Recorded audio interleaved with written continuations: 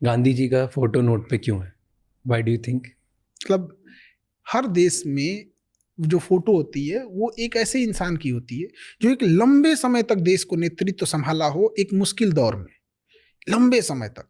कई बार आप देखिएगा ना, मैच में कोई ऐसा इंसान मैच जिताता है ना, ज्यादा रन नहीं मारा है लेकिन मुश्किल दौर पे विकेट को बचा के रखा था।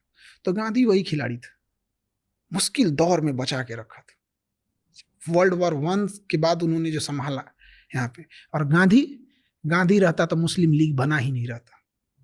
1906 में ये क्या कर रहे थे लोग?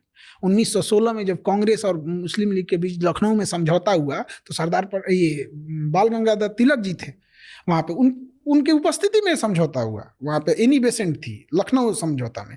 होने ही नहीं देना चाहिए था उसी समय। अब जड़ मसल के खत्म कर देते, मुस्लिम लीग बनता ही नहीं तो मांगता कौन जिन्ना।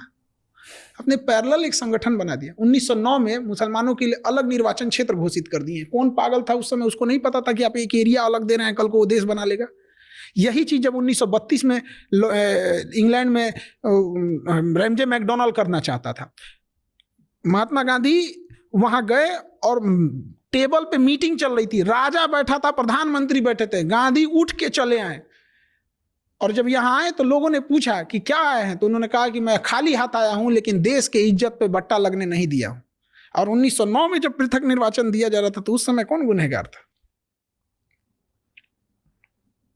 खैर, जो न गांधी को जान रहा है न नेशनल फ्रीडम स्ट्रगल पढ़ा नहीं, वो भाषण देगा तो उसको क्या सुन सकते हैं।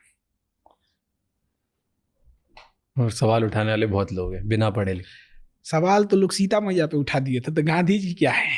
तो गांधी और हम और आप क्या चीज है? इस समाज का उसूल है, जो इस समाज को उठाएगा समाज उसको मार देगा।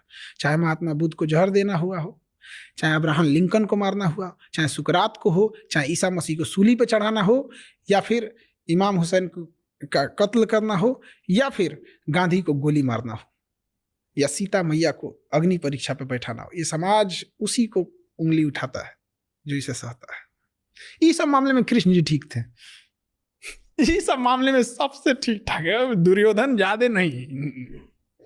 क्यों ठीक थे सबसे? ऐसे क्यों? ये सब एक उनके लिए फिक्स था कि भाई एक लिमिट से ज्यादा कूदोगे तो काम खत्म कर देंगे। इतना नहीं यहाँ पे कि कर्ण रथ से नीचे उतर गया था, मारिए इसको। तो काहे भाई?